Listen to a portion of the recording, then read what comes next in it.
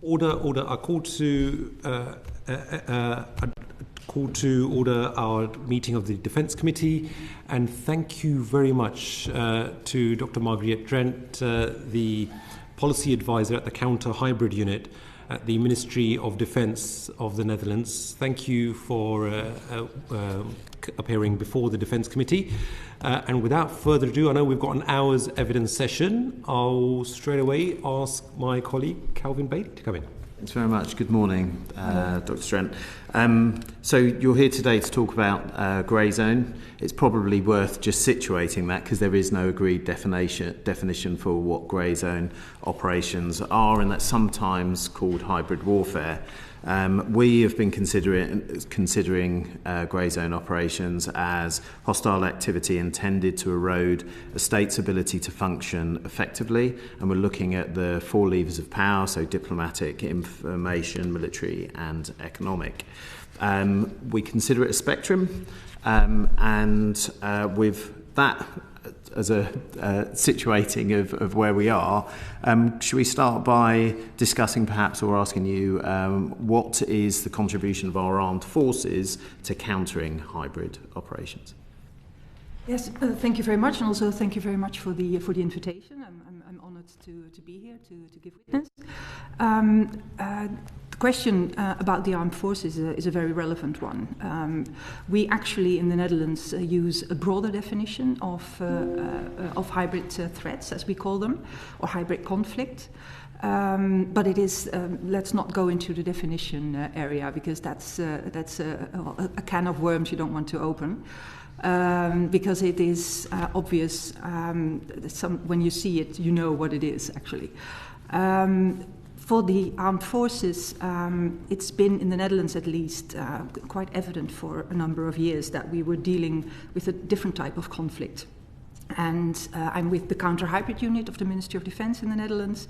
It was created in 2018 just for the purpose of making sure that the armed forces in the Netherlands were ready and able to respond to this new threat situation. We were actually a frontrunner in the Netherlands as the Ministry of Defence, and for a while that also remained that way. So I would say that one of the first roles that the armed forces have had in the Netherlands is of making sure that awareness about the new conflict situation with the other ministries in the country became evident. And we also started very early with doing conceptual research about what it exactly is, what are we dealing with, what are our vulnerabilities, and certainly also what could be the contribution of the armed forces. It became clear from the start that a strong deterrent is absolutely important. That is the conventional deterrent.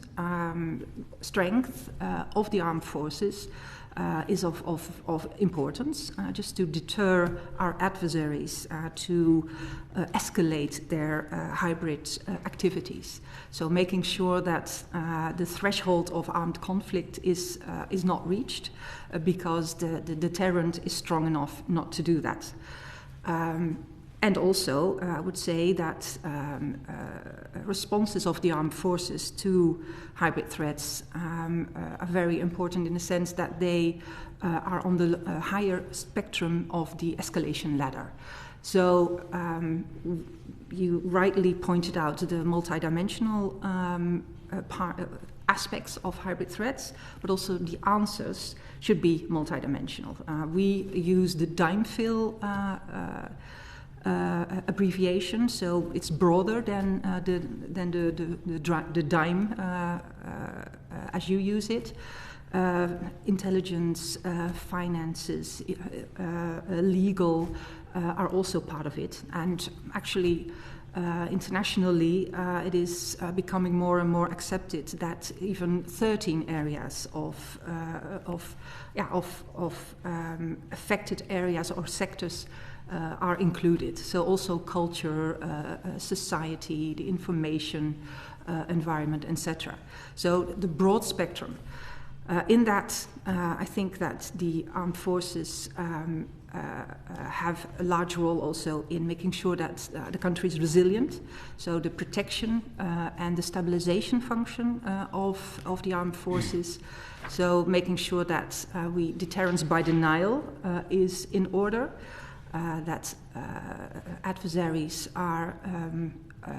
do not have the ability to strike us effectively, and if they do, that we bounce back as soon as possible. And for that, the armed forces play a large and important role, and that is something that we are very much building on in the Netherlands at the moment, because for years that aspect has been neglected. Okay. Thank you. I just want to draw on a couple of things there. You spoke about the different types of deterrence, because one type is the action response, known as the punishment kind of method, but then there's also denial of action, which you elaborated on. Can you just expand perhaps on that further, and maybe give us some indication of what the type of high response options that defence, and particularly our defence, should be focusing on in that second type of deterrence? Yeah, the deterrence by punishment, as we call it. Denial. Oh, the high signalling stuff to prevent, to do the things that we've not been doing. The denial one, yeah. Yes, protection of the homeland. That is something that we are increasingly focusing on. The Netherlands has a clear task in NATO to make sure that host nation support is taken care of. That we secure our ports and our points of entry for NATO troops, if that may be in need. Making sure that the armed forces can function in a hybrid crisis, because it doesn't have to be an armed conflict. It can be all kinds of destabilization of our society, where the armed forces need to take their role in protecting civilians or protecting critical infrastructure. And that also means that the armed forces need society to help them for certain functions. And we need to make sure that we plan for that, and that it is also possible at the moment that crisis strikes. So the armed forces, I suppose, are very much looking into how can we also make sure that the homeland is secure, even if there simultaneously is a conflict on the eastern flanks of NATO, for instance, because we need a resilient and strong a country to make sure that our armed forces can do their jobs. So that is something that we're starting to work on much more in recent years. Pulling on some of those things then, national resilience, you'd be looking at things like healthcare and the ability to supplement the normal healthcare system with capabilities that you could offer maybe to NATO. Is that something that you're looking at?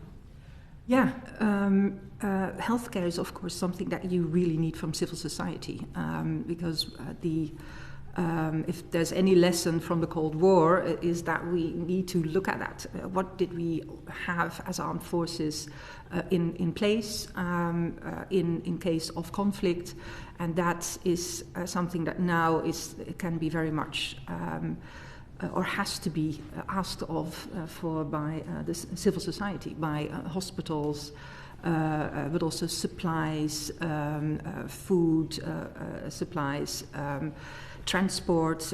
In the Netherlands, I think it's quite comparable to the UK. It's very much a privatized country, where all kinds of these functions are in private hands. So you need to come to an agreement when and how in times of crisis these facilities come to the aid of the armed forces. But vice versa as well, of course. First responders are the armed forces, making sure that water supply is repaired in an emergency. All these kinds of specialized things. Also, cyber security is provided by a lot, but also by the armed forces. So it's a vice versa relationship between civil society and the armed forces at the homeland. Thank you. I was going to ask you to pull perhaps on the other areas that we should be considering and suggesting medical space and some of the other areas. But is there also, in that deterrence, are there things, so it's necessary for deterrence, some of it to be high signalling, a statement of intent by just having it in and of itself? Are there areas that defence that we should focus on within our defence makeup? So, for example, forces that we can project rapidly, or the size and shape of our maritime forces, for example? Yeah, I suppose I would call that the response side, not so much the resilience side, because to communicate and to signal about your strength is, of course, part of deterrence. I would think that the conventional build-up of your forces is important in that. That might, of course, also invite more hybrid activity. That is the paradox of it, because it's a weaker party's choice of instrument.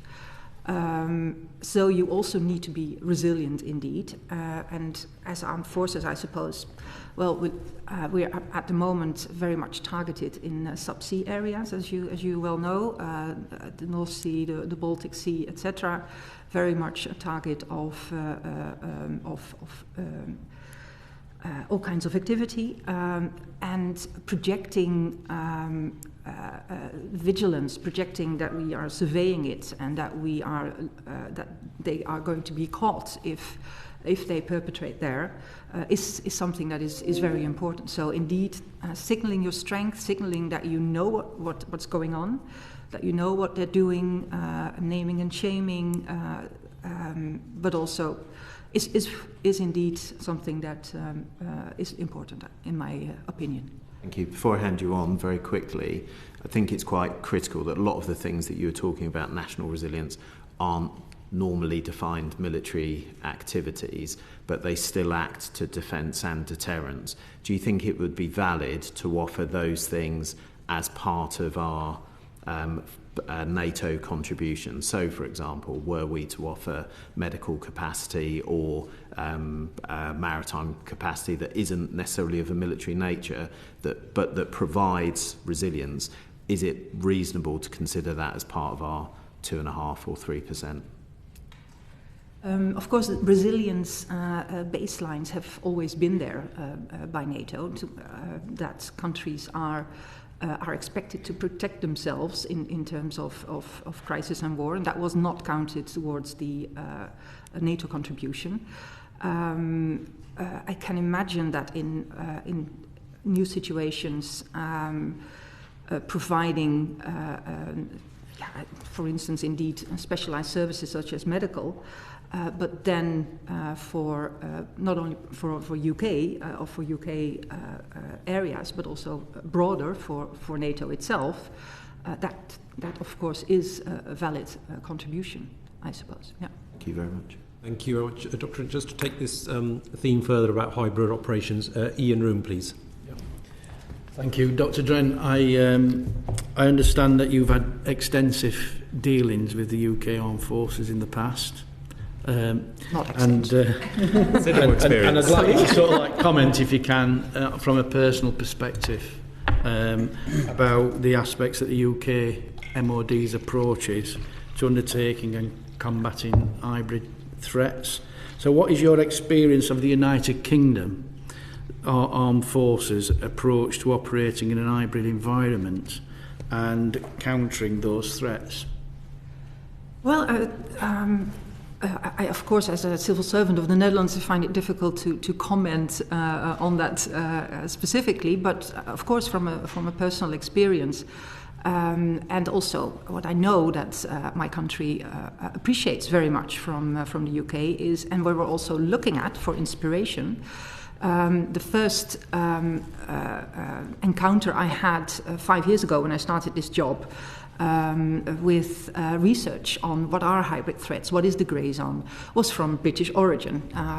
It was an MCDC project that was in the context of NATO, where the first steps were conceptually taken on, so what is it that we're dealing with and how can deterrence play a role in that, and what should that look like and what should be the role of the armed forces in that. So conceptually, I think that the UK has contributed extensively. I also appreciate very much the support of the UK to the Hybrid Centre of Excellence in Helsinki, which is an important European and international hub for devising counter-hybrid policies. But also I think that the intelligence strength that you have, so the 5 Eyes, the way that you think about intelligence, so disclosures as a means of deterrence is I think very appreciated. But certainly also we've been working together in the Joint Expeditionary Force.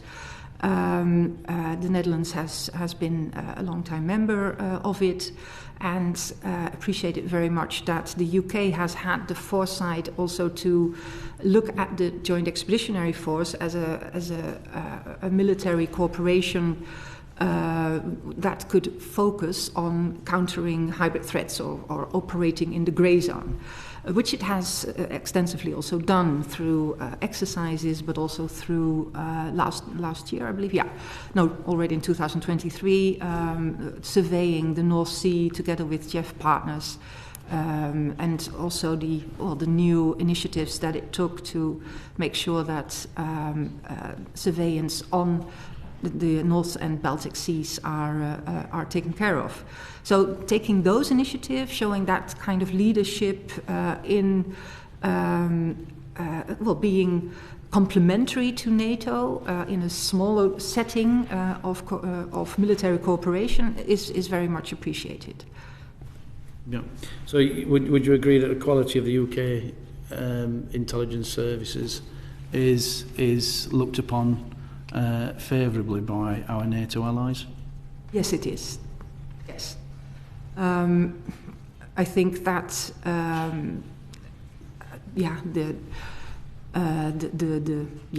don't know. It's something that I'm not privy to myself, of course, but I know from open sources that the link to the United States, to extensive intelligence facilities and abilities is clear from the intelligence image that you present and have, and are willing also sometimes to share with your European partners.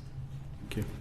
Thank you very much. Dr. Drent, you mentioned that you're inspired by some of the work that you experienced within the UK as well as in JEF, but some of us have been very impressed with the approach taken by the Netherlands, and that's why we just want to delve further into the contribution of defence into building a whole nation approach to countering hybrid threats, and I'd like to call Lincoln Jopp, please.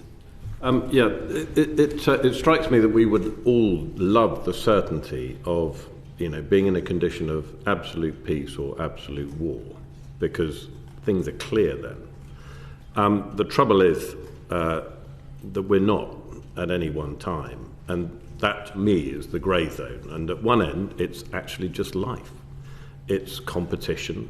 It's sub-state, interstate, competition, and sometimes it moves into conflict. And the great thing about being at a state of absolute war is that you can generate unity of effort amongst your nation. Whereas this grey zone, it's much more difficult to do. So what has been your experience of attempting to cohere a national approach just in government, and then a national approach including the polity? Yeah, I think that's one of the biggest questions on how to make sure that you are effective against these threats that can afflict your society, that are very innovative, that are changing all the time. We're dealing with a learning opponent that strikes at us at our most vulnerable. When I think in 2018, when the counter-hybrid unit of the Netherlands was formed within the Ministry of Defence, there wasn't certainly not a widespread awareness that we were dealing with this type of conflict. And I think that I can't attribute it at all to the counter-hybrid unit, because I think that it's mostly due to the strengthened hybrid activity of our opponents, that that awareness has now grown, and that policies have now taken root.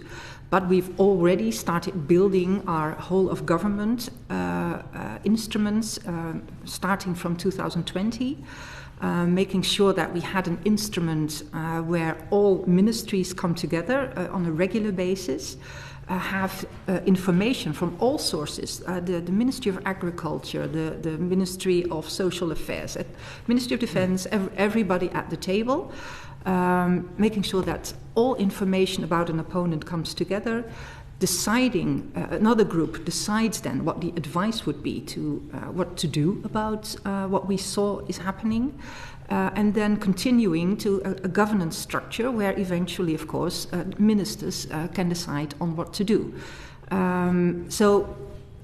Information provision from all sides of government, bringing that together, connecting the dots, see the hybrid campaign for what it is.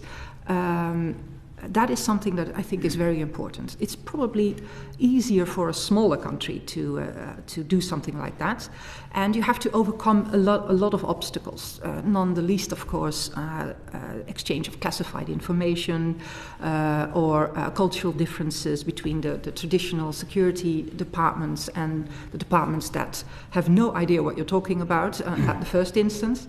That has gradually changed, and I must say I think that the Ministry of Defence has been very instrumental in that. So we have always said during those years we're leading from behind, because as a Ministry of Defence you can't take the forefront in this, because you don't want to make it too much of a defence issue, because it's more than that. It's a larger security threat for the whole of society. So you need to feed other ministries and entice them and make sure that the right ministries take the lead, and which they did in the Netherlands. And now we're not there yet, because we're also dealing with covert issues that sometimes are bypassed and end up in different working groups, etc. But you are absolutely right that we're not there yet with the whole of government approach that we're setting up and are running on. We also need to look at involving private parties, the businesses, civilians, knowledge institutions, etc. So you really need to go to the whole of society, which is an even bigger step. But because of the hybrid threats that we now read and see on the news and in the media every day, we feel that sometimes now civil society is knocking at our doors and saying, what can we do and how are we going to organize it? And that is something that we are trying to do now, but it's a really big task. And it's also a different mindset that we need to get in as a country. We've been at a very comfortable nook in Europe for a long time, and now are confronted with a whole different reality. And so we've taken Margriet's, the Secretary General of NATO's speech that was very well publicized in the Netherlands on that war is coming. So, but we need to, in our communication, we also be careful not to scare people, but get them in the right mindset to be prepared and to not be naive over what can come towards them and what they need to do when a crisis is there. I mean, that seems that's because the war is coming is sort of my sort of very binary on-off peace or war sort of language. It almost doesn't sort of hit the mark when it comes to this constant state of conflict narrative. And we were talking earlier on about deterrence and subsea infrastructure, and it would seem slightly de trop that if someone pulls up a cable with an anchor, that we drop a bomb on them. And so the sort of in the same way that it is called a grey zone for a reason. Rather than saying to people, "There's a war coming," saying let's take the example of social media. You are subject daily to disinformation and misinformation, and getting your public to respond in such a way that they become a much more questioning audience of every piece of information that they're being given. That's a whole of nation effort, isn't it? Yep. And a vast challenge. You need to do both, I think. Because you're absolutely right. You talked about that it's a spectrum, and we feel indeed that we are in we call that the orange state, so going towards the red state of conflict. So we are in on the spectrum where indeed it's not peace, it's not war. And that is something that we need to prepare our public for, as well as for when it escalates and inadvertently it moves on to an open armed conflict. So what we do at the moment now is we've written a policy sent to Parliament just in December, saying resilience against armed conflict and hybrid threats. So both of them. So the whole spectrum of conflict, and as an asterisk, we say, yeah, well, a natural disaster also requires something of you. So we've packaged that together because the whole mindset needs to be changed, and you need to find the right prompter for that, for your audience, for the larger public. But you're absolutely right. Every individual, we feel, also has a role in this, and is using social media and can be influenced and needs to be literate in social media and be aware of what the threats are. The cognitive conflict that is going on is a very large part of the grey zone or hybrid conflict, and that is something that's very difficult to address, but very important to keep in mind. And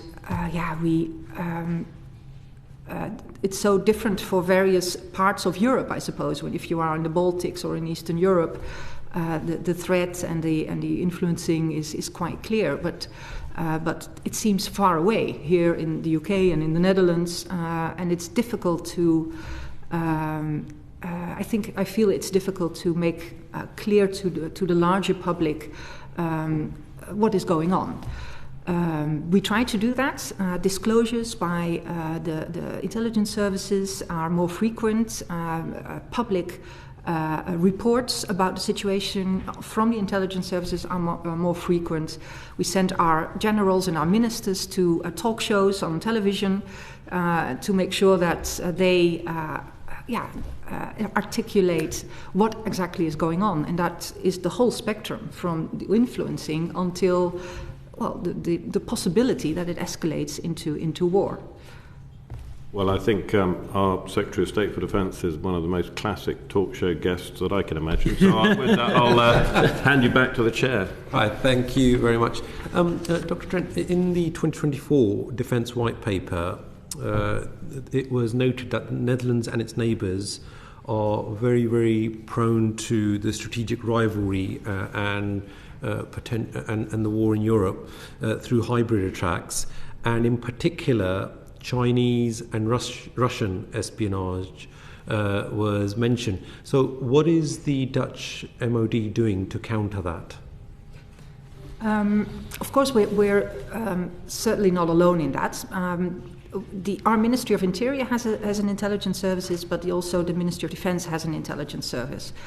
They are increasingly working very well together, and also are enlarged and receive more money. So knowing what's going on and uncovering espionage is something that is very important. We are particularly in the Netherlands dealing with cyber attacks and with cyber espionage and cyber theft of technology and knowledge. Infiltration in our knowledge institutions and theft of expertise and knowledge on technology. That is something that we're very aware of that is happening. It is also in our open reports from our intelligence services, indeed, and in our white paper. What we do is we have legislated a new law on espionage, which has broadened what falls under the heading of espionage. We have introduced a new law on screening of investments and mergers in specific areas of the economy, and we have beefed up our cyber defenses and also the cyber abilities of our intelligence services. This is all something that the Ministry of Defence is very much involved in. It sounds a bit counterproductive because it seems all economic issues, or a lot of economic issues, but we have a very vested immediate interest in that our economy produces the best and the most innovative technology for our armed forces, obviously, and that it is not falling into the hands of our adversaries, so that we are encountering those technologies in the field again. So we have a very vested interest in making sure that these policies are tight and are well kept. So we've been active in trying to do that.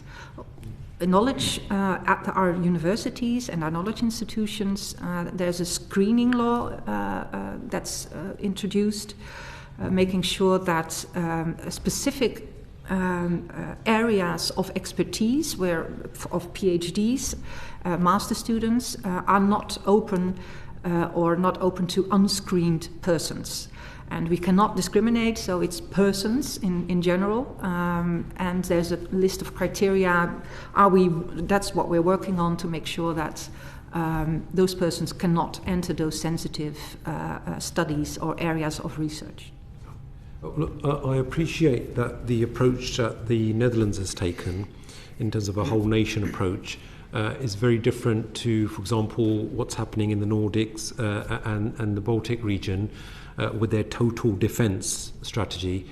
And I appreciate also that whether it's the UK and whether it's the Netherlands, we do not share a border with one of our adversaries. But the nature of the grey zone means that physical borders, that they in essence become irrelevant. So what do you think that the UK and Netherlands can learn from what is happening in the Nordics and Baltics? We can learn a lot from them. We've visited Finland, Sweden, Norway and the Baltics quite a bit. Actually, we just had a ministerial delegation in the Netherlands, and we're trying to learn from their example because they have the experience. They know what the threat is. They've dealt with it for a long time. They are clear-eyed about what the intentions are. To a number of adversaries, not only not only Russia. So that is something that we certainly take to heart. It's also something that Parliament has asked us to do. Involve the experience of these countries in devising our resilience and counter hybrid responses. So that is certainly what we're trying to do. UK actually is also mentioned by our Parliament as a country where we can learn. So I've been to delegations to the UK also in the past to make sure that we speak with at the Ministry of Defence and of Foreign Affairs in this case.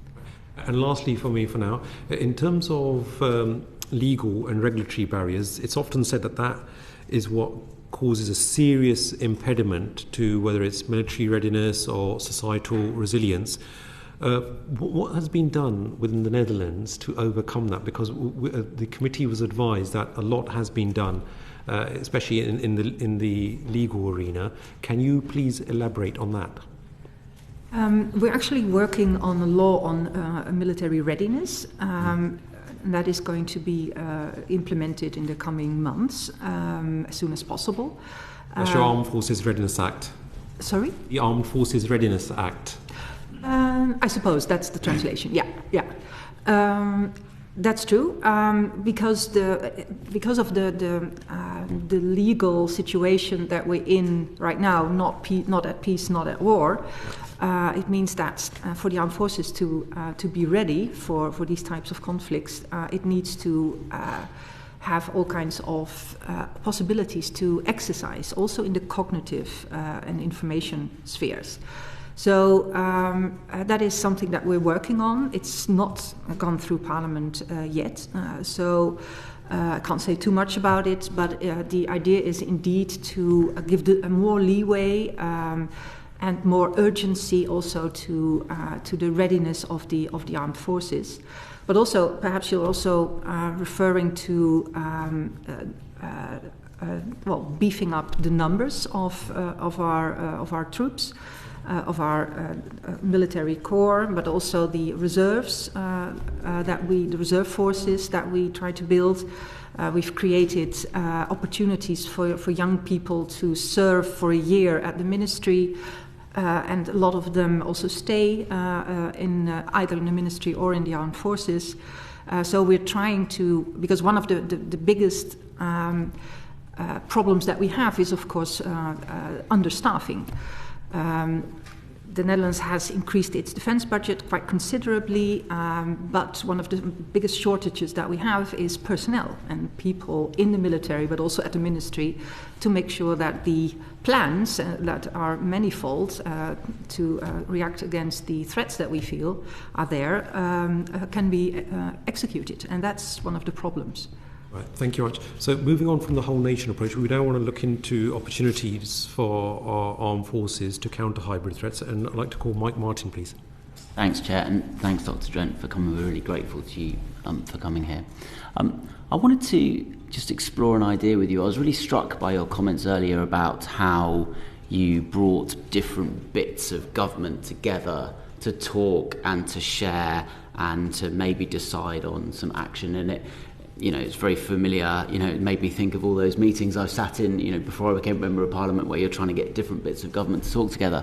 Of course, there are drawbacks to that particular approach, and I think you touched on some of those. So the idea I'd like to explore is actually whether, and this is country A specific, we're just talking about an idea here, setting up a political warfare service, a clandestine service, if you like, whose job is to deal with grey zone threats. And perhaps different government departments, and we went through DIMEFIL, so you've got defence, intelligence, finance, lots of different government departments, might second people to that agency, but it's an established agency. Maybe it works at the Cabinet Office or the Prime Minister or something, and it's able to operate, it has its own executive powers to operate in that space. What do you think of that as an idea? Bold, that's for sure. I would be, as a civil servant, I would be worried about the legal and ethical aspects of it. But I do understand where it comes from, because it's what we try to do in the Netherlands is, first of all, strengthen resilience, making sure that we are better defended, but at the same time also make sure that we are not just sitting ducks and not only absorbing these threats, but also make sure that we are able to respond to these threats, so the deterrence by punishment, as we call it. So draw lines and say, this is as far as you can go, but now we will retaliate in some way. All within the boundaries, as we are liberal democracies, within the boundaries of international law, obviously. Which is a complication, obviously, because our opponents are not always adhered to the same rules as we are. But still, I believe that we are also have to show that there is acceptable state behavior to which everybody, all countries, need to adhere, and that we must set that example and cannot cross those lines, because then the norms will blur and our opponents will feel even more free to do what they want. So this is not Dutch policy or whatever, but it's something that I think that you should be very careful about. At the same time, I do feel that there are lines that can be crossed that really need a strong response. And where those strong responses are devised, that is up to every country, I suppose. And we've thought about, this nationwide response mechanism in the Netherlands, where all departments come together and discuss what could be our response here. And there, what we also try to do is make sure that we think ahead. So what could be the response that we get from our measures, and do we have a response to that? Because that can be a tit-for-tat situation that can be created. So that is something that you have to take into account as well, of course. That is a third-order effect that can be in store for us. So that would be my answer, if that's helpful for you. Yeah, I mean, of course, we have to act within legal and ethical boundaries. We're countries governed by the rule of law, of course. Yes, I was suggesting it merely as a way of perhaps coordinating better and putting one group of people in charge, because sometimes when you find that lots of departments come together, the decision that's made is often the lowest common denominator rather than someone responding to. And I guess that leads me on to my second question, which is, clearly Russia, for instance, is carrying out a program of political warfare. And that includes assassination. In the United Kingdom, we of course had the poisonings with chemical weapons, nerve agents, and so that is a line that we would never cross. We have other examples where, for instance, the Americans, in response to Russian activity in America, have switched off the power in Moscow very briefly, and delivered also at the same time a message saying, you have crossed a line, here is our response. So there is, and to some definition, you might consider switching off the lights in Moscow as being illegal. I mean, it's a grey space, so we are in the grey zone. So my question is, let's assume we do have an agency that is tasked with being the sole operator in that grey space. We have the military doing deterrence, and that they need to do that for conventional reasons. It's also useful in the grey zone. We have a whole of government approach to societal resilience, but we have a separate agency that's in that space.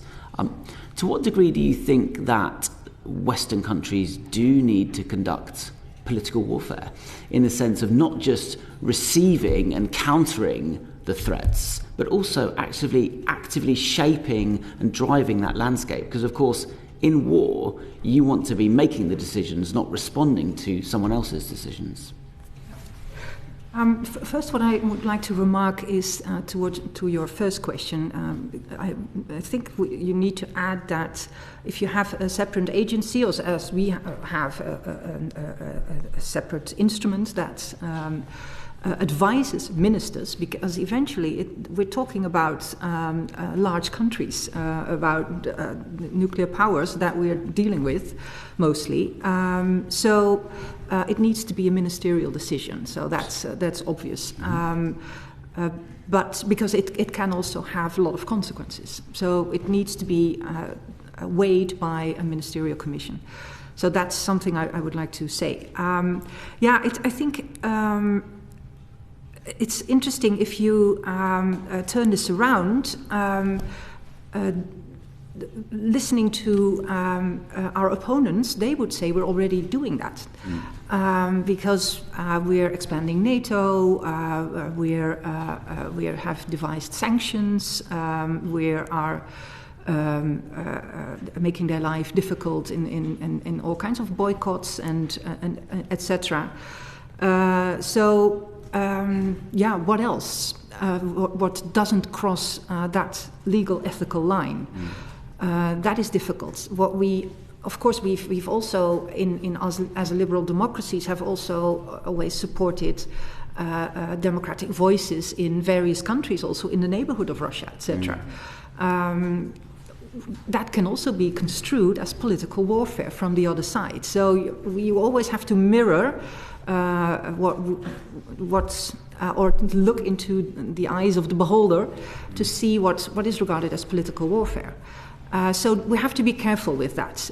Again, while we want to take the moral high ground in this, at least that is something that I would advise to do. But of course, as I said, there are lines that cannot be crossed, and there is the right of self-defense, also in international law. So there are measures. I don't know. You mentioned some. That can be regarded as within international law as countermeasures, as countermeasures. So that is of a possibility, but it also I wonder whether I sometimes compare the situation of hybrid warfare with a frog that is boiled in water, and at some point the water is so hot that you are gone, but you don't notice it. We see a gradual increase, of course, in sabotage, in the savageness of the activities. You mentioned the assassinations. We have to have a discussion, I suppose, on where to draw the line and what that means for us. We are working on this in EU, in NATO, of course.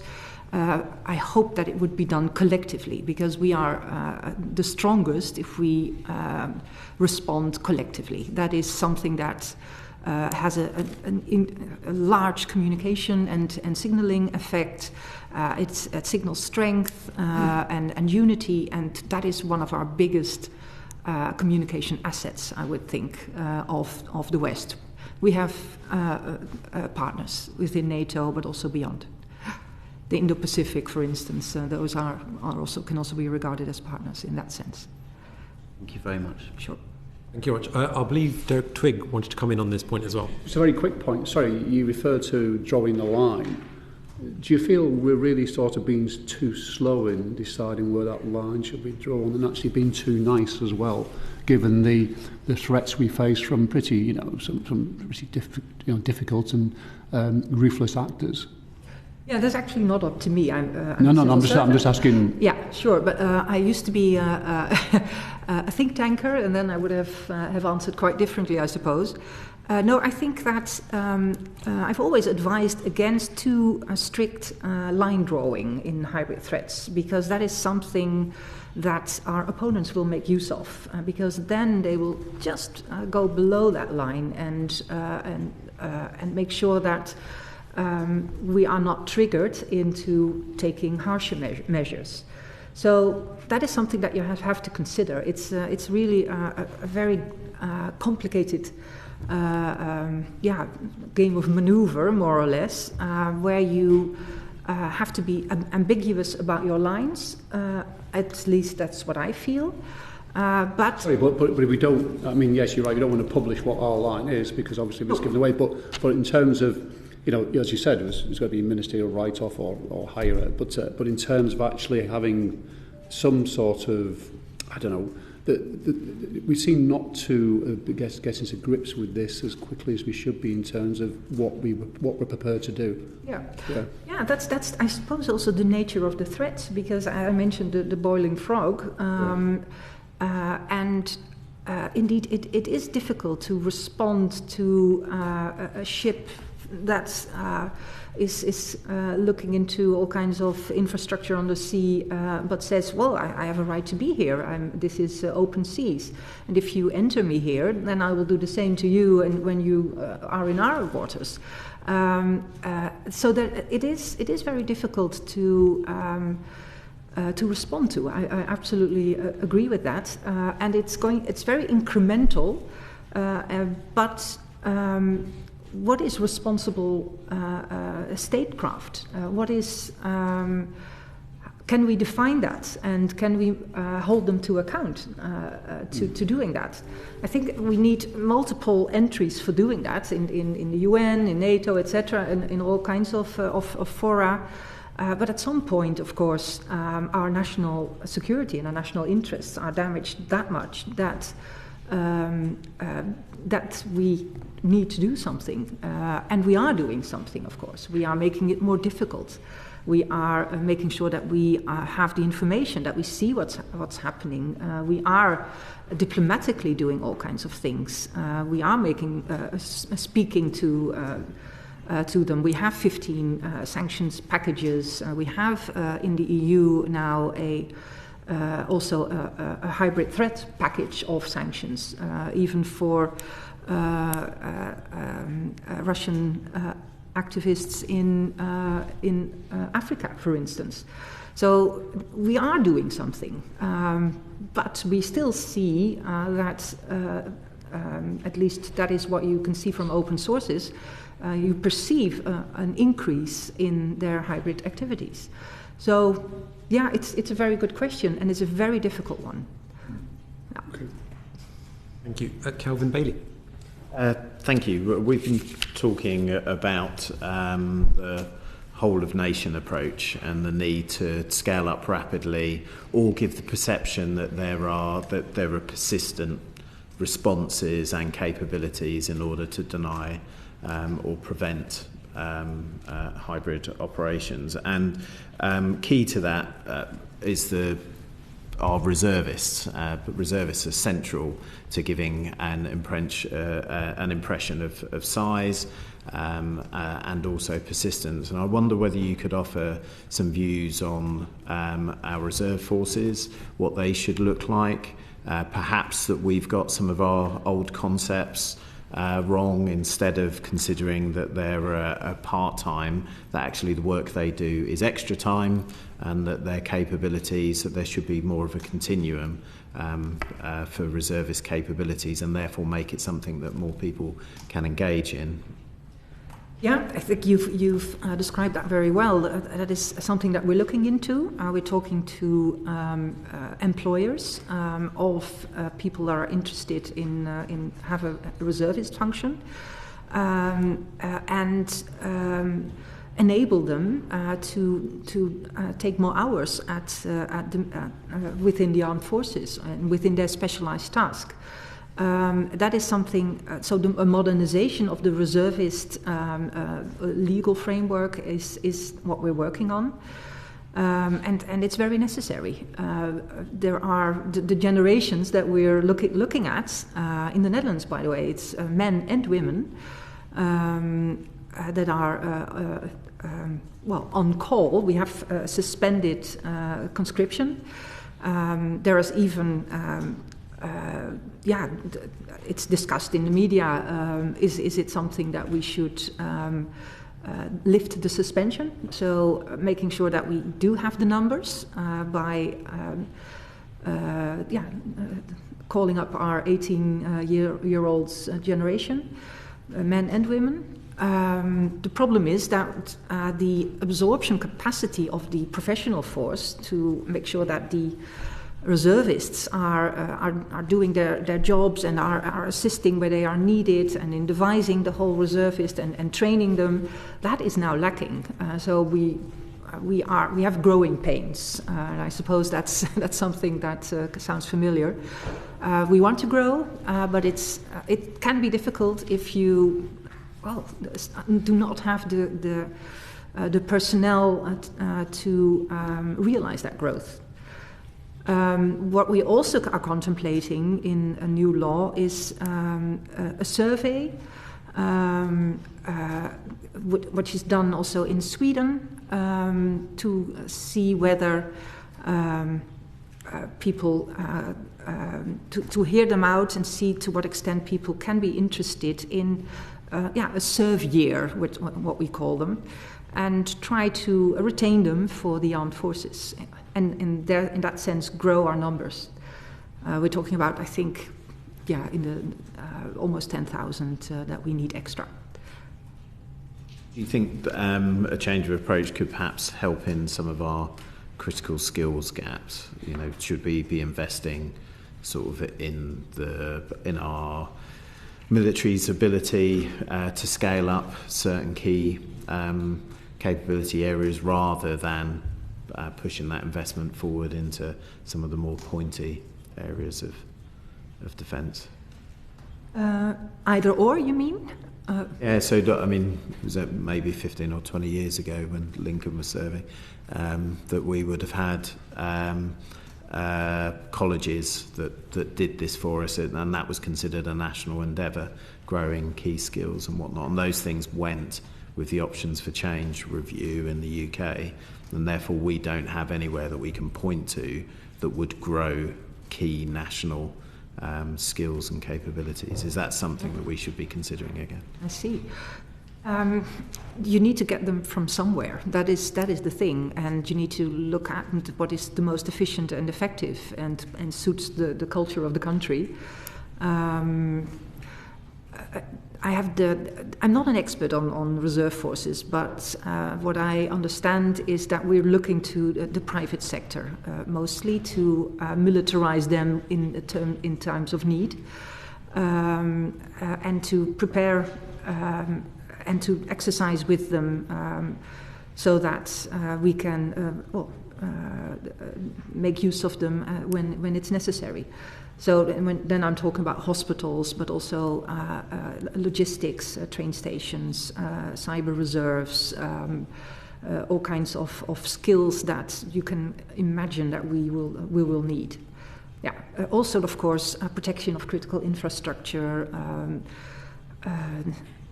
Drones is a concern. Also legally, how to engage them. In protection of the homeland, so it's a whole different mindset that has to evolve indeed.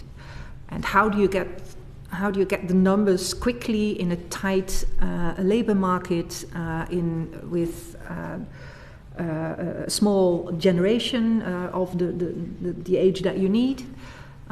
So that's a challenge. Okay, thanks very much. I do wonder whether there is. You've mentioned hospitals a number of times. Do you retain your military hospitals, or? There is. That's a good question. There is a military hospital, but a number of hospitals have dedicated military wings when there's a conflict. So they are converted at that moment. Okay, so that's capacity over and above the national normal usage. Military use, then we need to boost the numbers, considering that we are possibly dealing with the number of wounded. Yeah. Okay. You spoke earlier about resilience against conflict, hybrid threat, and natural disasters as well. Yeah. Okay.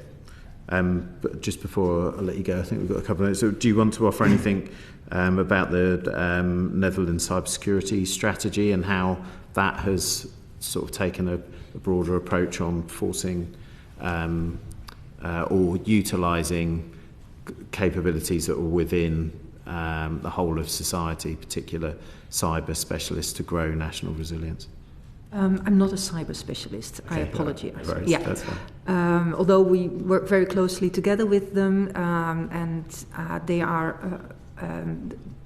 have developed all kinds of plans. Cyber is very much in the forefront of our thoughts, but I wouldn't want to comment on it in detail. No. Thank you. Thank you. Thank you very much, Dr. Margriet Drent, for giving evidence to the Defence Committee. I am sure that will prove invaluable within our Defence in the Grey Zone inquiry. And with that concludes this panel of the evidence session. Thank you. Okay, it's my pleasure. Thank you very much. Thank you. Sure.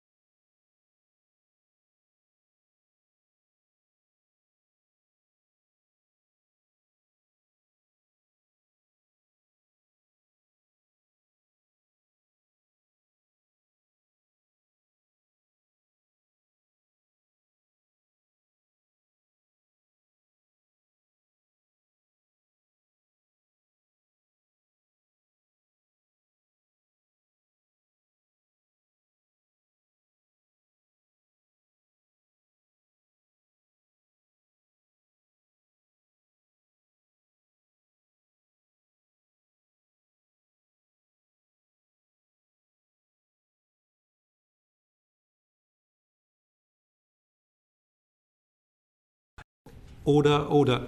Thank you very much, Sir Alex Younger, for agreeing to appear before our evidence session on defence in the grey zone. Sir Alex Younger, former Chief of the Secret Intelligence Service between 2014 and 2020. Given the lack of time, I will proceed immediately to my good colleague, Derek Twigg. Good morning. Probably a question you won't be surprised. What is the nature of the hybrid threats to the UK and its allies and partners? Well, I think there's lots of different definitions of the hybrid threat. You certainly know it when you see it, but it's essentially the process of concerting all lines of national power against specific national security objectives, regardless of whether there is a state of peace or war. So it's ascribed to our authoritarian adversaries, principally. But in layman's terms, this is about our boundaries and our values being used against us by an adversary. Could you give us any specific examples of how the nature of the type of threats? What examples? Yeah, I think it's not new. It's a long-lasting phenomenon, but it's everything that stays below the threshold of war, and that can be anything from disinformation to sabotage to cyber, whatever it might, economic coercion, whatever it might be. And indeed, there will be new techniques on offer. But the key point is that they offer the adversary the opportunity to achieve its security objectives in a way short of armed conflict. So the sort of Sun Tzu style to win a war without fighting. So has the nature of that changed in recent years, and is there anything that specifically gives you cause for concern? Yes and no, really. I mean, as I say, this has always been a threat, and propaganda and subversion and sabotage have been a feature of interstate conflict forever. But I think it's also fair to say that our attack surface has increased. The ways in which you can manipulate or undermine a sophisticated, advanced democratic economy have grown. And I think that that's a problem. And I think it's largely about the degree of interconnectivity that exists now in the world. And there's a paradox that we face. At the same time as the world is polarizing ideologically and moving apart, it's becoming more and more connected. And that connectivity provides vectors for attack, be it disinformation, be it cyber, or be it operationalizing disaffected individuals to carry out acts of sabotage. And all those things, I think, have arguably got easier. Thank you very much. Lincoln Job, please. Alex, to what extent is the way, I mean, you've got a range of adversaries out there, and you've seen them develop these new techniques onto the surfaces that you refer to. To what extent, there's nothing new under the sun, but national character, to what extent does that inform the way in which they develop their own offensive capability?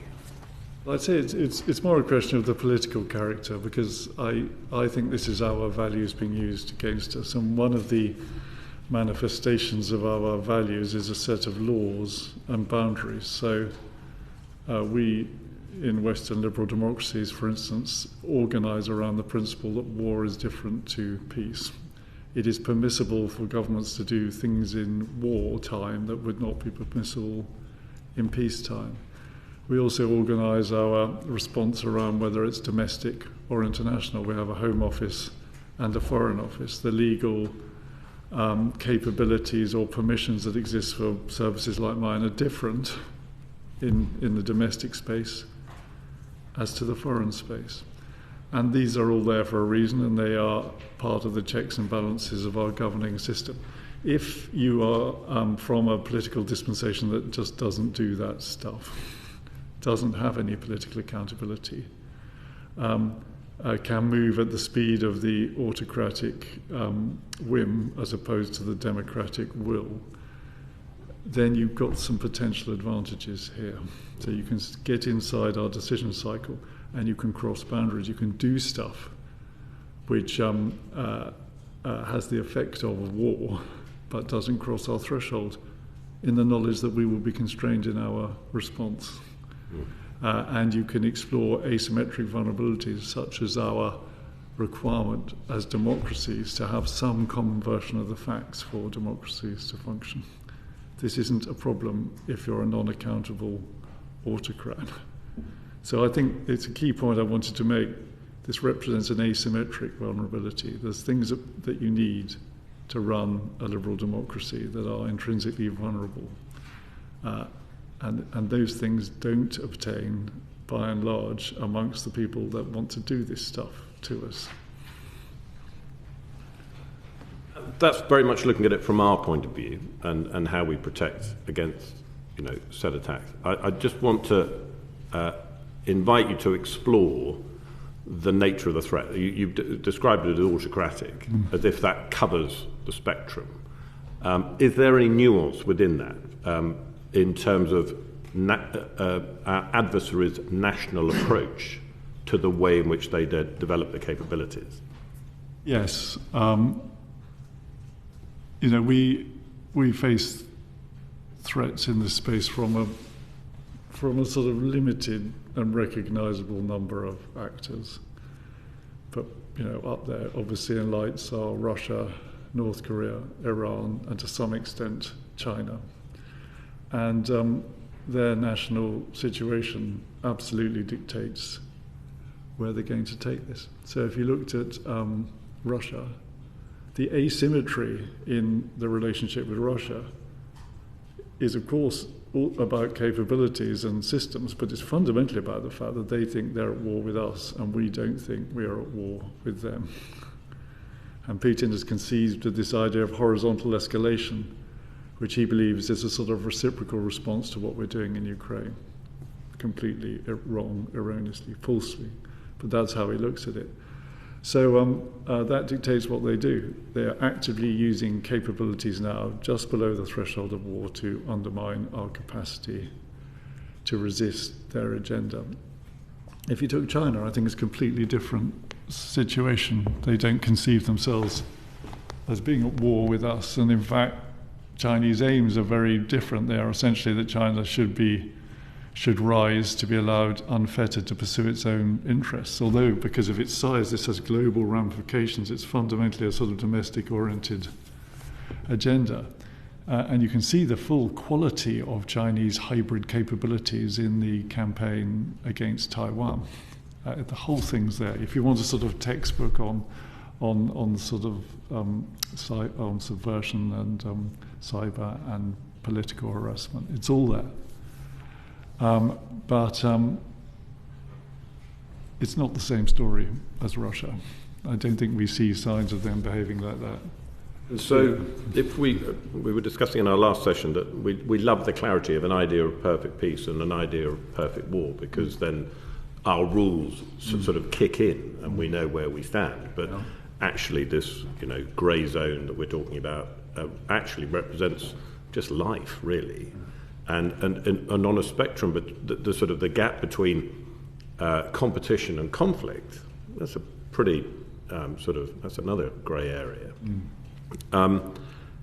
So given that, presumably our approach to the various actors, understanding the nature of the conflict you're in, I seem to remember someone saying that as being sort of kind of the first rule of any government. And so, to what extent are you confident that we, because I think we lost, if I'm right, did we lose a bit of pace when it came to Russia? We kind of took our eye off the ball for about 10 years, and we closed down all those bits of the military who were counting explosive reactive armour plates on T-35 and all our linguistic capabilities. So did we swing our, binoculars away too long and too far? Look, I certainly, just to that point, think that the rise of terrorism as a national priority, it just mathematically diluted the capacity we had as a country to face these state threats. And you could argue that went too far. It depends on your view of terrorism, really. But it's undeniable that the culture and capabilities that existed during the Cold War, the national understanding, the culture of security within the government, our physical protective capabilities, all of that was far in advance of what we have now. We've disarmed in lots of ways, and this was one of them. When though you talk about us taking our eye off the ball, I think that's also a reference to the sort of grandmother's footsteps nature of the hybrid threat, which is all about just doing slowly increasing the harassment or the subversion and sort of normalizing a new situation. And when you look at disinformation campaigns, they're all about normalizing chaos, normalizing distrust, and then moving on to the next point. One of the really pernicious and difficult things about hybrid threats is they, as you say, they're not binary, they slowly increase. And it's really hard. Democracies don't really have the capacity to draw a line at some point and just say no. So this Russian stuff did creep up on us. You look at now with hindsight at the behavior of Russia assassinating citizens on our soil and the way in which we fundamentally saw that as a criminal issue, as indeed to some extent it was. But I think, it took us a lot longer, arguably, the Ukraine invasion to understand this was of a piece with a structurally aggressive Russian approach to asserting what it sees as its interests in Europe. It's hard for democracies to get ahead of this. I saw the same thing with counter-terrorism, honestly, and it took the horrors of 2001 to kind of produce that step shift. Now, God forbid we would have to do that with the hybrid. But we need a similar process where we get real about this and organise to effect. I don't want to we're going to come on to the nation's response in a minute, but I do just want to explore the nature of the threat. Would you say, you said something in there about cultural, I can't remember the word you chose, but when it was the Cold War and, it was sort of treated as a war of national survival, do you think we were better at keeping secrets than we are now? I think that it was easier to keep secrets. We weren't in a hyper-connected world. I think that there was a security culture in government which to some extent has been undermined, including by the advent of technology, but also a generation of a world essentially, or at least apparently, free of these considerations. And then there's just sort of the need to invest properly in these capabilities. So I think it is now a more challenging environment than it would have been before. Yes. Is the genie out of the bottle? Is it only going in one direction for a liberal democracy, or can we reinstill that security culture? Absolutely. I mean, I don't see why that isn't entirely possible. You only, frankly, in Europe, have to go to different countries to see different cultures in operation. And I note that the centrality of resilience and security is normally in direct proportion to proximity to Russia. So if you go to Finland, for instance, I think you will find a resilient culture that fully understands the value of all of these things. The value of information, for instance, also, in a way that we can learn from. I don't think this is wholly surprising. We have had 30 years without having to think about this very hard. But can we get it back? Yeah, absolutely. Thank you. Thank you very much. Sir Alex, you've served as the Chief of the Secret Intelligence Service, and thank you very much for your service to the nation. One of your counterparts, the head of Germany's domestic intelligence service in 2022, remarked that Russia is a storm and China is climate change. With regards to defence in the grey zone and hybrid threats, how far would you agree with that statement? I mean, he's essentially right that China is the pacing issue, the chronic issue. You know, we face a massive societal question which will hugely affect the choices and lives of my children, which is, can an autocratic regime get rich? Can it actually rise to be the peer adversary of the United States, etc.? And we need to be honest that we are therefore in a systematic competition. Mm-hmm. Russia, I think, is much more difficult, different, much more acute, much more close in. But the climate analogy I slightly struggle with, because if this is a storm, is the storm that's been going on for a very long time and is going to go on as long as Vladimir Putin is still alive. Right. So I think we can't be... There's a risk of being dismissive of it in those terms. Agreed. Well, look, I was going through the National Cyber Security Centre's annual report and for 2024 and their annual review. That made for some very alarming and concerning reading. For example, I looked at the number of attacks reported to the National Cyber Security Centre, and just in the last 2 years alone, so if we look at the 2022 figures compared with the 2024 figures, that was a 60% rise, so 1,957 attacks reported to the NCSC, and likewise the highly significant incidents that saw a 50% rise in the last couple of years, and that now stands at 89. And whether it was the incidents handled, the data exfiltration, all the parameters were going up. Do you think that we are doing enough? Are we actually matching up to the challenge, or are we found wanting here in the UK? I think I'm a tech optimist. I think that these technologies have been enriching, and the connectivity is extraordinary, and the productivity enhancement is amazing. Mm-hmm. But there is a dark side to pay. There's a dark side, and there is a tax that we have to pay, which is to invest in our digital resilience. Because this is an invisible threat, it's almost inevitable that we don't pay enough. We can't see the problem. We can't see the drip loss of strategic advantage with the IP theft that takes place every day. And although the ransomware epidemic makes it clearer, we still don't understand the true consequences of a destructive cyber attack, particularly a systematic one. So it's inevitable that there's a risk of complacency. As to the UK, again, it's a corollary of a positive. We are one of the most online connected countries on the planet, and that does us very well. But I think, to your point, it means that we are particularly vulnerable. I think the National Cybersecurity Centre is a great innovation. I remember when it was set up, in particular the bold idea to integrate essentially the secret world with the open world. But it's worked, and it's now widely copied. But certainly it's something that not the National Cybersecurity Centre can't do on its own. And I think there needs to be a societal effort to improve standards of digital security across the piece. Because while we are as vulnerable as we are, we can have no hope of deterring hostile powers like Russia in cyberspace. That's right.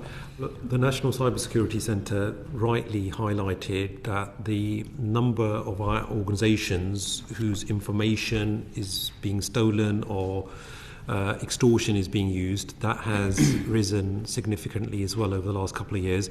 Now, while the NCSC has done a lot to counter the digital attacks, I think the physical infrastructure, in particular, whether it's undersea cables and gas pipelines, as we've seen towards Eastern Europe, but undersea cables is something that our Joint Committee on National Security Strategy is actually looking at, and we will be undertaking an inquiry into that.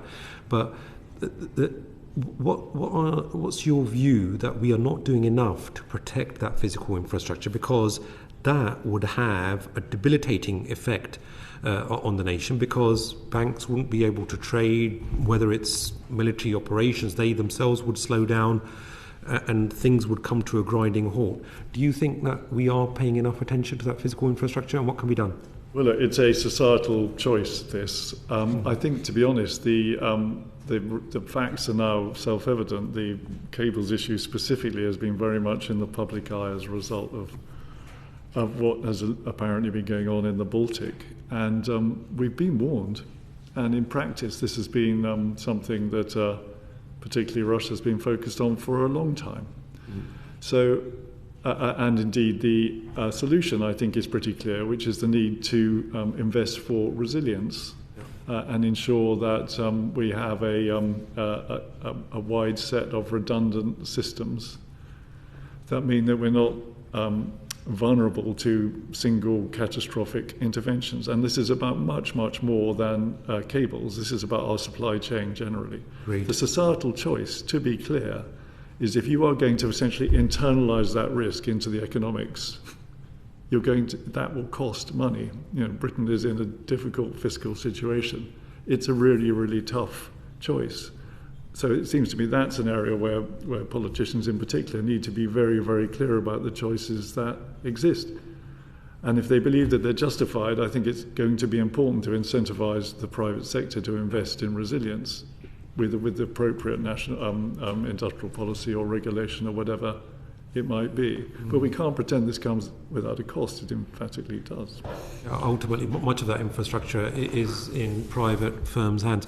But I think you mentioned choice, but in essence, do we really have a choice? Because if we do not take action, then it would be catastrophic and it would significantly impact our way of life. But I think Lincoln Jopp wanted to come in there as well. Yeah, if I may, I don't want to misquote you, so I just want to make sure I heard you correctly when you said we have no hope of deterring a country such as Russia in cyberspace.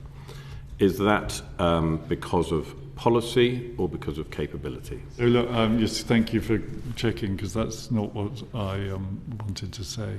I think it is important to be able to deter hostile adversaries, including when they employ cyber means against us. I don't think that necessarily means a reciprocal response. In other words, I don't think you have to meet a cyber attack with another cyber attack. But we should assume, we should want, as Western countries, to have our own set of capabilities, economic, legal, whatever they are, and also including cyber, to bring to bear to deter the worst excesses of our adversaries. We must do that. What I am saying is that's completely pointless activity if at the same time your defences are let down. So there is absolutely no point. I'm not a great football fan, but I assume in investing in the forwards and sacking the goalkeeper. That's not going to end well. Well, having been to Wolves versus Chelsea last night, I completely agree. Okay. Well, look, we now want to move into just examining liberal democracies and hybrid threats. And I'd like to call Michelle Scroggin, please. Thank you, and welcome, Sir Alex. Thanks for your time. When it comes to effectively countering hybrid threats, what do you feel is the balance between using armed forces, intelligence agencies, and other public and private bodies? It's a really good question, because to my mind it's all about teamwork. So we can't emulate our authoritarian counterparts, who definitely get a decision advantage by the fact that there's one man, and I use the term advisedly, in charge, and that he can concert capabilities across the spectrum of his country, say Russia, and do that regardless of whether there's a war going on or not. These are things that we can't do. So we've got to think hard about how we generate equivalent capabilities. And I think teamwork is at the heart of it. By and large, a thing that autocrats hate is our alliances and the quality of our teamwork. It's not something they can emulate. And I think that's true internally, domestically, and internationally. And domestically, this is a real challenge I want to put out. How does a democratically elected government move at the speed of a hybrid adversary? When I first kind of became a leader in the national security space, David Cameron had just invented the National Security Council. And I was a real fan of this, because anything that improves our capacity to concert our capabilities across the spectrum, regardless of institutional ownership, is good for us and bad for our adversaries. And however clunky, I thought that was a really good step in the right direction. I don't think, to be honest, the National Security Council sort of survived in that form in subsequent governments. I don't know how it is used now, but my strong hope is that it is a place where you can take decisions that transcend stovepipes, and you can do that in a time frame that's necessary to react to this stuff. So I'm voting for anything here that improves the capacity of government to react with agility, because this is a whole of government threat and it requires a whole of government response. We've mentioned earlier that the MOD, or the Netherlands MOD, have referred to themselves as leading from behind. Is that something that you would see as a benefit, and where do you assess the UK as sitting within that? The Netherlands MOD, they've referred to their defence as leading from behind when it comes to these cyber threats. Is that something that you would see as a benefit to us following in UK? I think just to broaden that out, I think we should define security as being about more than what the Ministry of Defence does. And that's the reality of what we're dealing with. If you're going to effectively counter a full spectrum threat, you've got to use your full spectrum capabilities, and that includes, the Ministry of Education, for instance, when you're dealing with subversion. It absolutely includes the Treasury, etc. So I think the first point is not to be too hidebound by how you define security. I think the membership of the National Security Council, or whatever it is, should accurately reflect that. And then I think I worry a lot about the fact that we've got a Ministry for War and a Ministry for Peace, effectively, in the MOD and the Foreign Office. And I think we lapsed recently into a very uncomfortable paradigm where the MOD did hard power and the FCO did soft power. And I think that was nonsense. Everyone should do both. And it's got to be integrated. Now, this government, actually certainly in opposition, talked a lot about the need to solve that and bring it together. And if that's happening, then I think that would be good. I think, the club should be broadened, of course, to include my former community, the UK intelligence community. But the reality, what's healthy, is it's not so much about being behind or in front, as if we're seeing that grouping in particular working as a team. And if the ministers involved understand that, and if the mechanisms exist for the decisions taken to be transmitted into facts changing on the ground. And I worry that our systems and our laws don't enable that. Thank you. Thank you very much. I just want to now delve into autocracies versus liberal democracies. Now, it's often assumed that liberal democracies, with their consensus, political debate, open, free press, that we are more vulnerable to hybrid threats. So how do you think that we can counter that perceived weakness? And do you think that there is a perceived weakness, and how can we counter it?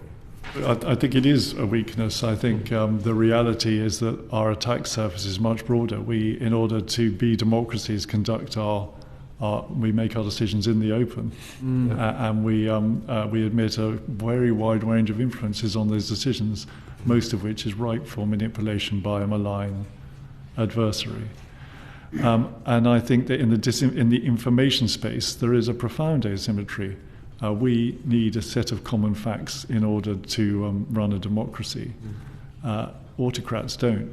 Worse, actual facts, aka the truth, are a threat to autocracies. So and they don't have a disinformation problem by and large, because the leader just says what the truth is. So we are in a position where they've got, on the face of it, a pretty cheap way of making life pretty expensive for us, and we need to organise against it. But you must not fall into the autocrat fallacy. Yeah. So they do have these advantages, but please can we not conflate resilience and rigidity. What you see with the Grand Parade on the National Day and the serried ranks of tanks is, to my mind, a sign of rigidity, not resilience. There is little flexibility, there is great brittleness in these regimes, and they have a different set of weaknesses. If you want to know what I think we should do to deal with the threat posed to us in the hybrid space by Russia, I would remind you that the language that they respect is strength, not weakness, and the way to deal with this problem is to ensure that Ukraine does not stop existing as a country. That is where this is being contested. If we flake on Ukraine, I can assure you our hybrid problem will not get better, it will get worse. So in essence, the way to take on a bully is to face them down. Ukraine is a sign of the failure of autocratic societies. It reveals the essentially corrupt nature of these regimes. It was a catastrophic mistake on Putin's part to get involved in this. If he seemed to be vindicated, I think our problem is going to be a lot more difficult. But the reverse is absolutely also the case. I believe Mike Martin wanted to come in on this very point. On that point, this facing down a bully point. In the hybrid space, it often seems that we're responding. We are it's even in our language, countering the hybrid threat. To what degree do you think that we, the West, the UK, should be conducting political warfare against? Russia is an opponent, and they are assassinating people on our soil with nerve weapons, nerve agents. To what degree should we be leaning into that problem and switching off the lights in Moscow?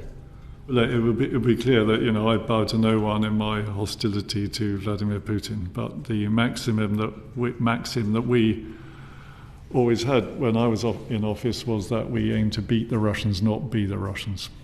So I'm not talking about artificially ruling out a proportionate and justified response to Russian aggression, but we need to recommend that we understand that we are societally completely different, organised in a different way. So then we have got a whole set of different advantages that we can bring to bear, and that bluntly, I don't think Putin is particularly susceptible to a lot of the techniques that we use on him because he's not accountable to his own population. So I think the attitude is right. We should certainly be proactive, and we should work assiduously to attach cost to what he's doing. But I think we do it our way. And our way, by the way, is defeating him in Ukraine. I totally agree with you about Ukraine. I guess rather than the methods, because we would never assassinate people in Moscow, for instance, I'm talking more about, as you know, in warfare, you want to get your enemy to respond to you rather than you respond to your enemy. And so you call it proactivity, but even using a different set of methods to Russia, is there a degree of proactivity that we can use that will actually have them responding to us?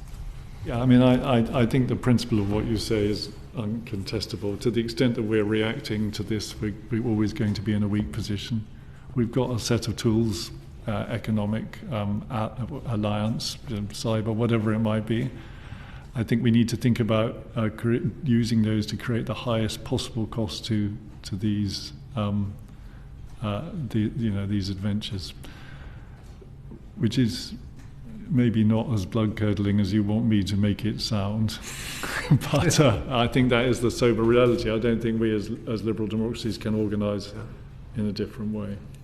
Yeah, definitely. So just to build further on that, liberal democracies, I would posit, have some inherent strengths, whether that's a robust civil society. We've got a vibrant private sector that leads to technological sophistication, whether it's in terms of our strong institutions. Now, do you think that there are other strengths that we have, given your experience within the intelligence services, and how can we better exploit those strengths to counter hybrid threats? Look, I think it would be irresponsible for me to speculate about anything that is operational, so I'm just sort of not going to do that. I think it's important for us to recognise that as much of this is about us as them. So if you took, for instance, the well-grounded fears that we all have that Russia is subverting with its disinformation campaign our political discourse, I would agree with that, but I absolutely don't think that's our biggest problem. I think in practice Russia has been pretty frustrated by the resilience of our politics and hasn't found much by way of new divisions that it can create. It's had to settle for a second option, which is just to seek to amplify the discord and division that already exists. And you can see them doing it in cyberspace, and it's why they don't support one side of the argument or the other. They just try and muddy trust in our societies. I think in our modern politics in Western countries, there's a much bigger issue about polarization. I think that the role of tech inside that is a really important factor. To be honest, I would worry in putting this, in focusing on external factors like Russian aggression, pernicious and dangerous though it is, at the expense of some much more core issues about our own integrity. Agreed. Look, before I come back onto the vulnerabilities within autocracies, I want to just bring in Calvin Bailey and Lincoln Jopp. Calvin Bailey, please. Thank you. I just want to go back and explore your statement about Ukraine. Wars are won when it costs them too much, and we hope that to win that conflict, Ukraine makes it cost Russia too much. But you also lose wars when it costs you too much, and those costs aren't just financial, they might actually, it can be will. And so you have to build will, and drawing on some of your points effectively about the Holy Trinity, people, government and the armed forces, if we aren't able to galvanise goodwill or create the understanding that that outcome is fundamental. And what strikes me with your remarks about Ukraine is if I took those out onto the street, perhaps they wouldn't resonate adequately with our people. How do we do that so that we can create the goodwill that is necessary to fight a sustained conflict? I think it's the cost thing. I think if you go and explain that the costs of giving in to Vladimir Putin in Ukraine are far outweigh the benefits. Far outweigh the alternative. Because I worry enormously that if we fail to invest now and pay that cost now, the cost to our society in future will be astronomical. That we have to face this down at some stage. So I think I would be talking to the public about, it sounds distasteful I suppose, about the fact that this is a bargain. We have an opportunity to demonstrate to Putin that he cannot act with impunity. If we do so, I think this will reduce the broader threats that our societies face. If we fail, the costs will be pretty well incalculable in terms of the demands on our economies, the extent to which our defence capabilities will have to grow and frankly dominate our scheme of expenditure at a time where we face really serious fiscal challenges. I appreciate that coming from me, you might think I'm invested in a sort of narrative of conflict. It could sound like a self-serving narrative, but I think it's important for the broad political spectrum just to make people understand what's at stake here. And it's absolutely not a faraway land of which we know little. And to be clear, by the way, I understand that in the end there is diplomacy and there is a conversation. But I don't think that will produce the right answer unless Putin is incentivized to make compromises. And that requires us to double down on our efforts. So with that being the case then, how does let's assume a failure with Ukraine, what does the developing hybrid threat look like? I think that first of all, Putin will be emboldened. He will think that his tactics, which have been very much about hybrid warfare, have been vindicated. He thinks that we are already much more active than we actually are. He's intent on horizontal escalation. In better news, his army has performed risibly. It's completely depleted and exhausted, and will take a number of years to reconstitute. So, what I don't think he will do is invade Poland, because I don't think the capabilities exist, at least for the next few years. But will we see ongoing momentum in the hybrid space? Absolutely. Moldova would be the obvious next choice, and that would further compromise Ukraine's position if Moldova's Western orientation is effectively undermined. And then I think you will see the playbook weaponization of Russian-speaking communities in the Baltic states. I think you will see an intensification of the disinformation campaign. I think you will see the political factions rising in Europe that Russia identifies as helpful, being supported in the covert space. And I think we see more in the subversion, whatever it is, sabotage. In that sense, I just think we're at the beginning of the story. Thank you. Lincoln Jock, please. Yeah, just sort of following on, I guess it's the other side of Calvin's coin, that in terms of cost and cash. And I don't want to probe around the operational out-of-bounds box, because this is pretty much an area of policy, I think. We've taken the decision internationally to skim off the interest from the seized Russian assets. Does there come a time, could you envisage, have you done an assessment of, even if it's just in your own head, of the effects of going for the actual money itself? Yeah, I mean, I worried about this in terms of the international precedent that it set, but I now think there's a strong argument for doing just that. Thank you. Oscar, please.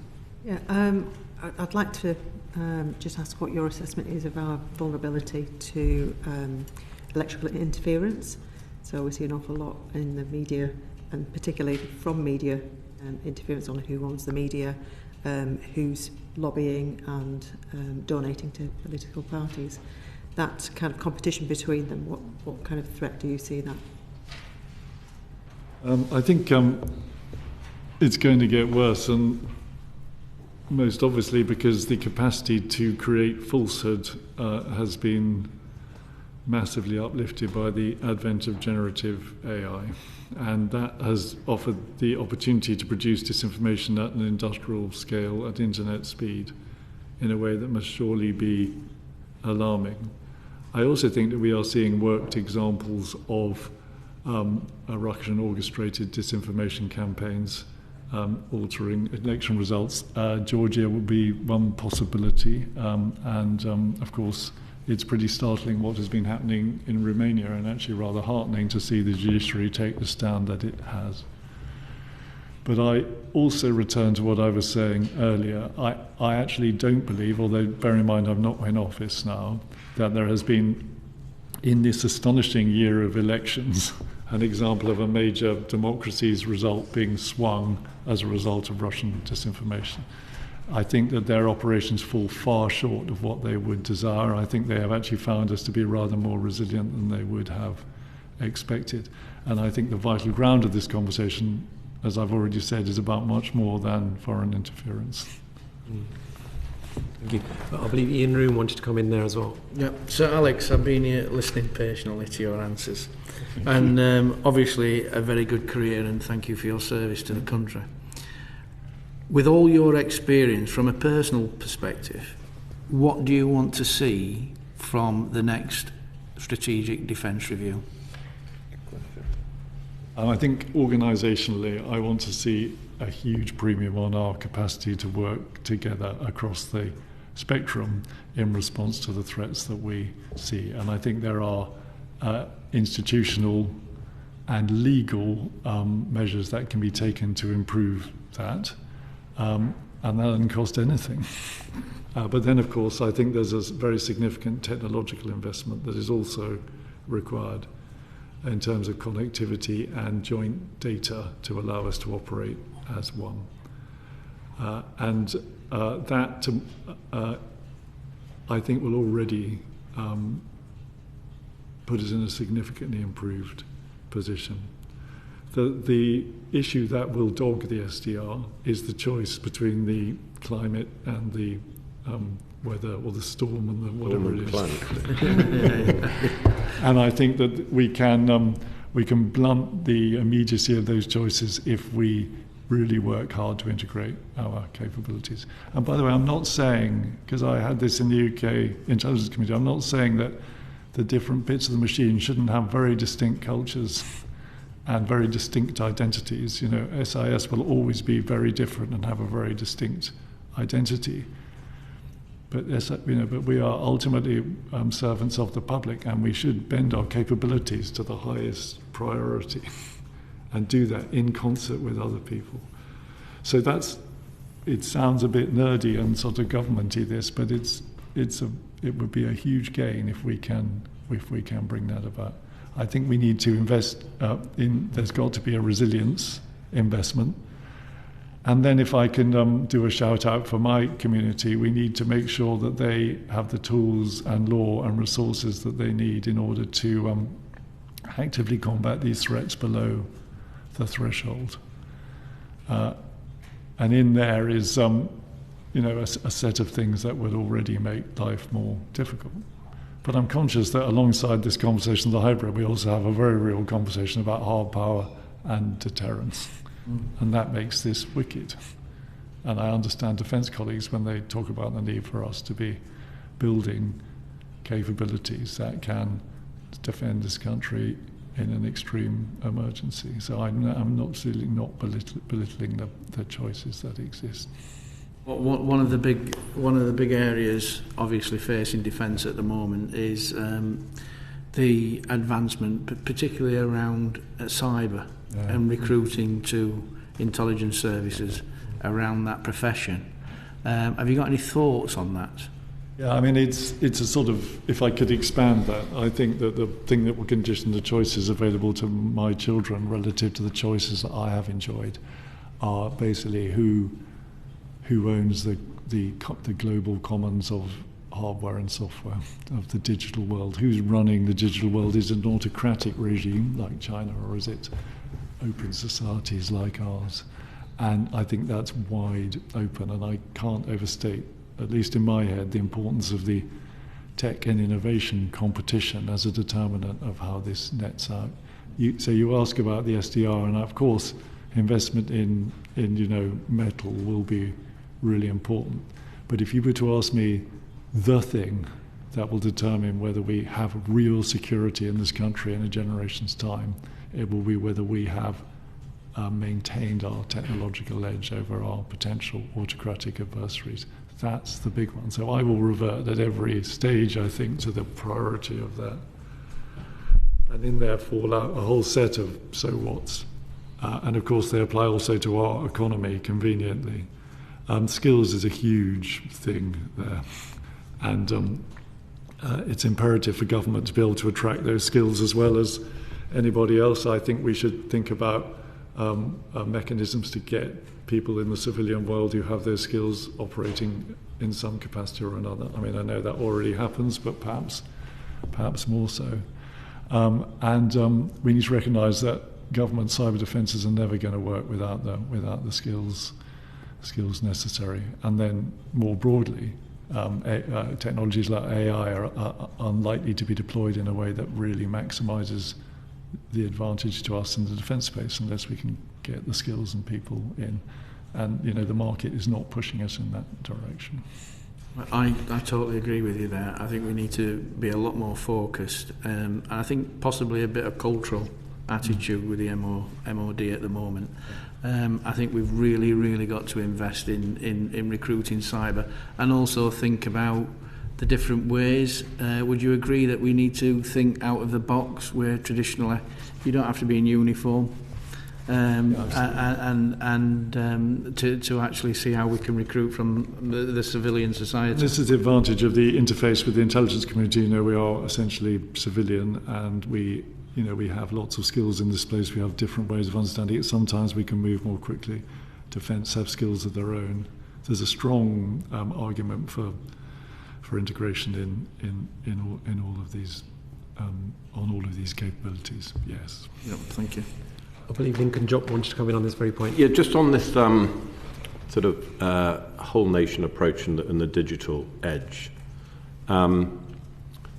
If we were talking about, teaching 12-year-olds how to disassemble an Armalite, we might get into some controversial, conversations with the National Union of Teachers. But because we are talking about digitalizing our youth, it's those skills can be generic, and then so that would suggest to me that a logical so what from what you were saying is that the digital content of our educational syllabus should be increased and enhanced. That's a no-brainer, isn't it? In any case, isn't it? I mean, it well, seems... funnily enough, in another part of this building, ongoing, is a discussion about whether we should ban, people under 16, 18 from having smartphones. Yeah, but then that's a slightly different issue. Well, in some people's view, it's as dangerous as teaching a 16-year-old to disassemble an Armalite. Yeah. I think tech literacy is really important, but I would go a bit further and talk about critical thinking, a capacity for critical thinking. How do you get and process information? What do you believe? How do you go about finding the other point of view? How do you stay out of an echo chamber? These are all things we should be talking to our kids about. It's all things that we have talked to them about in the past. And this is sort of surfacing as yet another area of the sort of identity politics debate, but I think it's much more fundamental than that. And it's at the basis of our capacity to resist disinformation campaigns is teaching people to think for themselves, and that starts in the classroom. Sir Alex, it can often appear in open liberal democracies that the model for autocracies, that they're just omnipotent, and the strongman model is the one that should be employed. Indeed, David McFarland, in his written submission to our inquiry, he noted that autocratic governments often have the advantage of longer time frames and more consistent approaches to policy. And obviously they don't have to bother with the election cycles that many of us are vulnerable to. And that's why they can take more long-term approach to things. But given your own experience within the intelligence agencies, how would you categorise vulnerabilities within autocracies, and how vulnerable those vulnerabilities with respect to hybrid threats as well? I think it's a really important point. They can plan long term, so when it comes to the tech competition, that confers spectacular advantages. They're not inhibited arguably by laws or values, so that means that they can manoeuvre. They don't do boundaries, but they are fundamentally fragile. The point about our democracy, imperfect though it is it confers one golden property that does not exist on the other side of the fence, and that is a mechanism for the peaceful transfer of power. And in some sense, Putin is trapped by the logic of his own narrative. He can never leave. And I think Xi Jinping, in going for his third term, also has disintermediated an entire generation of Chinese leaders and now made the succession much more fraught.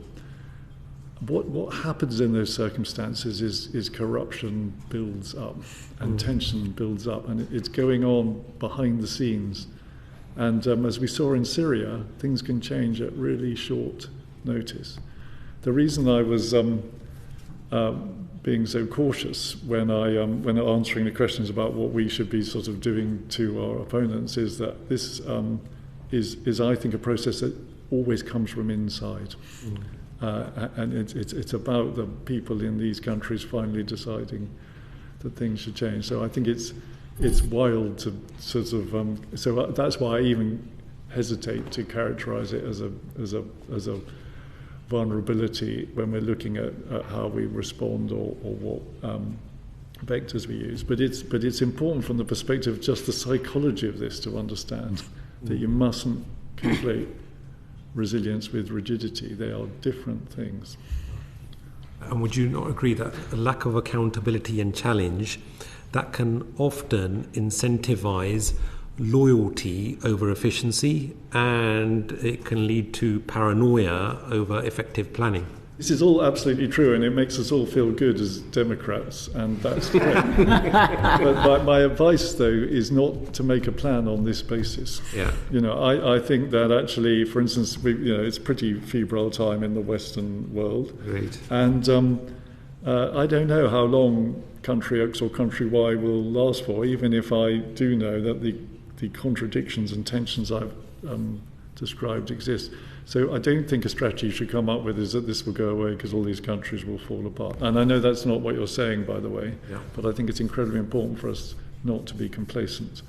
The short-term advantages that you get from being an autocrat are quite considerable. Right. And would you agree also that the zero-sum game approach employed by Putin in Russia, that in essence distorts the truth about the West and what is being done here, and that's why some of what is happening with regards to hybrid threats that is undertaken without knowing how liberal democracies actually function. I think there is a lack of knowledge perhaps in China and Russia in particular. Would you agree with that or not? Yeah, I mean, I think I've said it already. I think the Russian certainly attempts to manipulate our political systems have fallen far short of what they wanted to achieve, because they don't really understand how we operate, and because we are actually pretty resilient. So these are good things, but it's just that they've sort of optimized around a process of just making everything that they find worse in order to increase distrust between the government and the governed, and ultimately claim a moral equivalence between their system and our system, which is what Putin really wants to achieve here.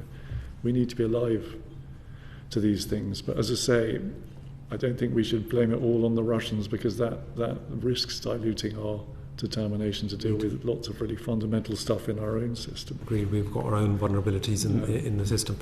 Sir Alex, thank you very much for giving evidence to the Defence Committee's Defence in the Grey Zone inquiry. And with that, I bring the meeting to a close. Order.